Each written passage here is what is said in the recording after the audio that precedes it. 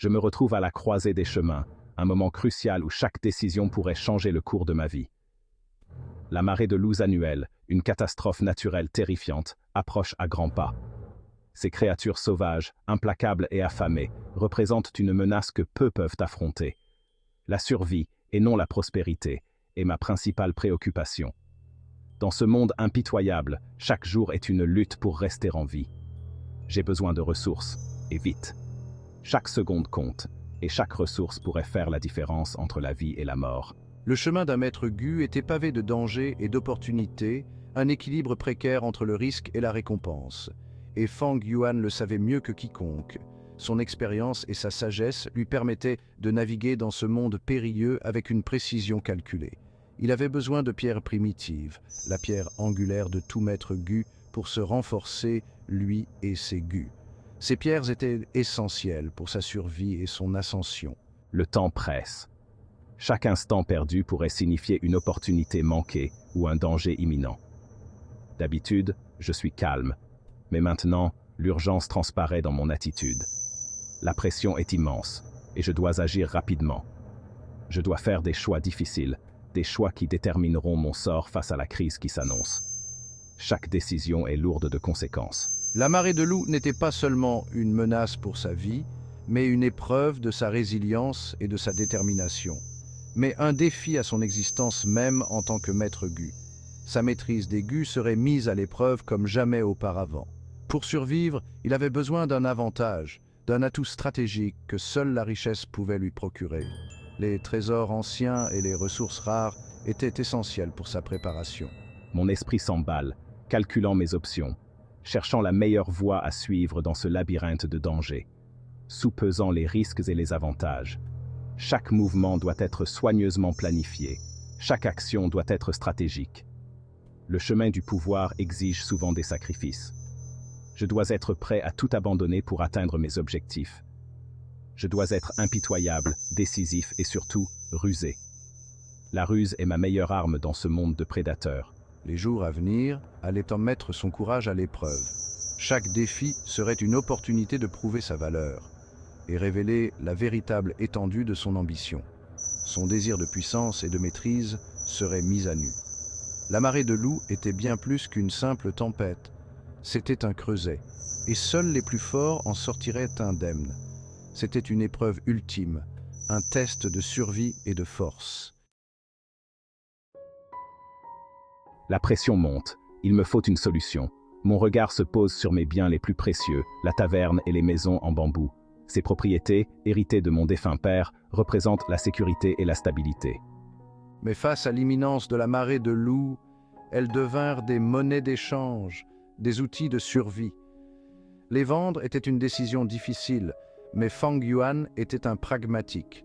Il comprenait que le sentimentalisme n'avait pas sa place dans une situation de vie ou de mort. La taverne, avec son atmosphère chaleureuse et l'odeur persistante d'alcool de riz, me rappelle mon père. Les maisons en bambou, robustes et fiables, représentent des années de dur labeur et d'investissement. Pourtant, Fang Yuan savait que s'accrocher à ses biens serait insensé. C'était un luxe qu'il ne pouvait pas se permettre alors que sa vie était en jeu. La marée de loups menaçait de tout engloutir et le sentimentalisme serait une bien piètre défense contre les crocs de bêtes affamées. Je dois être pragmatique, faire passer ma survie avant tout le reste. Mes pensées se tournent vers mon oncle, Gu Yuedongtu, le chef du village. C'est un homme d'une richesse et d'une influence considérable, connu pour sa finesse d'esprit et son dévouement inébranlable à la prospérité du clan Gu Yue. Fang Yuan savait que son oncle serait un homme difficile à convaincre, mais il était aussi sa meilleure chance. Approcher son oncle n'était pas simplement une décision commerciale, c'était une manœuvre stratégique. Je comprends les rapports de force délicats au sein du clan. Je connais la réputation de mon oncle, à la fois généreux et impitoyable, un homme qui récompense l'ambition mais punit la bêtise. Je dois bien réfléchir à mon approche, m'assurer que mon offre soit présentée comme une proposition mutuellement bénéfique plutôt qu'un acte de désespoir. Fang Yuan devait faire appel au pragmatisme de son oncle, à son désir d'améliorer le sort du clan Gu Yue. Il devait présenter la vente de ses biens non pas comme une requête personnelle, mais comme une décision stratégique qui profiterait à terme à tout le village face à la crise imminente. C'est une danse délicate, un jeu d'esprit et de persuasion, où les enjeux sont importants et la marge d'erreur très mince. La marée de loups projetait une ombre menaçante sur le village de Gu Yue. Sous la lumière de la lune, les yeux des loups brillaient comme des phares sinistres, annonçant une nuit de terreur imminente. Chaque année, au changement de saison, une vague de bêtes voraces descendait des montagnes, poussées par la faim et l'instinct. Les loups, affamés et désespérés, cherchèrent de la nourriture, et le village de Gu Yue était souvent leur cible. C'était une période de peur, une période d'épreuve. Les villageois savaient que la survie dépendait de leur préparation et de leur capacité à rester unis face à la menace. Les villageois connaissaient la marche à suivre, les précautions à prendre, les sacrifices à consentir pour apaiser les loups et survivre. Ils installaient des pièges, renforcèrent les défenses et faisaient des offrandes pour tenter de détourner la colère des bêtes. Cette année, cependant, la peur était palpable. Les visages des villageois étaient marqués par l'anxiété, chaque bruit dans la nuit les faisant sursauter. Des rumeurs se répandaient comme une traînée de poudre dans le village, des murmures d'une meute de loups plus importante que d'habitude, affamés par un hiver particulièrement rigoureux. Les discussions étaient empreintes de crainte et de spéculation sur ce qui allait arriver. Les anciens parlaient de signes inquiétants, d'esprits perturbés dans les montagnes, d'une fureur anormale dans le regard des loups qu'ils avaient aperçus à la lisière de la forêt. Ils interprétaient les signes comme des présages d'une catastrophe imminente. La marée de loups n'était pas seulement une menace pour le bétail ou les biens, c'était une force de la nature qui pouvait décimer le village, ne laissant derrière elle que des traces de carnage. Les attaques des loups étaient brutales et impitoyables, laissant les villageois dans un état de désespoir. Les villageois, endurcis par des années de labeur, se préparaient au pire. Ils savaient que leur survie dépendait de leur détermination et de leur capacité à travailler ensemble. Les murs furent renforcés, les armes aiguisées et les prières adressées aux ancêtres pour obtenir leur protection. Chaque famille participait aux préparatifs, espérant que leurs efforts seraient suffisants pour repousser la menace. L'air était chargé de tension, le silence n'étant rompu que par le martèlement des clous et le murmure de voix anxieuses. Les villageois travaillaient sans relâche, conscients que chaque instant comptait dans leur lutte pour la survie.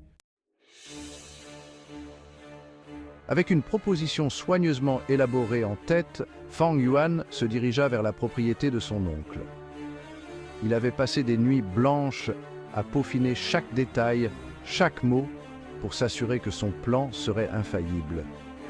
La pression était immense, mais il savait que c'était une opportunité unique. C'était un grand manoir, témoignage de la richesse et de l'influence de Gu Yue Dongtu. Les murs imposants et les toits ornés de tuiles vernissées reflétaient des siècles de pouvoir et de prestige. Chaque pierre, chaque brique semblait raconter une histoire de grandeur et de domination. Le trajet fut court, mais chaque pas de Fang Yuan était mesuré, son esprit tourbillonnant de scénarios possibles. Il envisageait toutes les réponses possibles de son oncle, préparant mentalement ses contre-arguments. Chaque détail comptait, chaque geste pouvait faire la différence. Il savait que cette rencontre pouvait sceller son destin et il était déterminé à réussir. La détermination se lisait dans ses yeux et il se répétait sans cesse que l'échec n'était pas une option. Il avait trop à perdre, mais aussi tout à gagner. En arrivant, je fus accueilli par la vue de portes imposantes et de gardes vigilants. Leur présence imposante ajoutait à la gravité du moment. Je savais que chaque mouvement était observé, chaque parole serait jugée. J'annonçais ma présence avec le respect dû à mon oncle, mon attitude calme et révérencieuse. Je m'inclinais profondément, montrant ainsi ma déférence et mon respect pour l'autorité qu'il représentait. Il fut introduit à l'intérieur, ses yeux perçants observant les détails de la propriété. Chaque coin et recoin semblait respirer l'histoire et la tradition. Les portes en bois sculptées, les lanternes anciennes, tout était soigneusement préservé. Les jardins impeccablement entretenus, où chaque plante semblait avoir été placée avec une précision méticuleuse. Les bonsaïs taillés avec soin, les chemins de pierre sinueux, tout était un témoignage de l'harmonie et de l'ordre. Les sculptures complexes sur les murs, les subtiles démonstrations de richesse qui en disaient long sur le pouvoir de son oncle. Les motifs délicats racontaient des histoires de bataille et de victoire, de sagesse et de prospérité. Il fut conduit à travers une cour animée de serviteurs et d'activités, un contraste saisissant avec l'urgence silencieuse que ressentait Fang Yuan. Les serviteurs allaient et venaient, chacun occupé à ses tâches, tandis que Fang Yuan se concentrait sur l'objectif de sa visite. Il fut enfin escorté jusqu'au bureau de son oncle, une pièce imprégnée de l'odeur des vieux livres et du poids des décisions importantes. Les étagères étaient remplies de volumes anciens, témoins silencieux des nombreuses décisions cruciales prises dans cette pièce. Alors que Fang Yuan attendait l'apparition de son oncle, il ne put s'empêcher de ressentir un sentiment d'anticipation, un mélange d'appréhension et d'excitation pour la négociation qui l'attendait. Il savait que chaque mot, chaque geste serait crucial. Le moment de vérité approchait, et il devait être prêt à tout.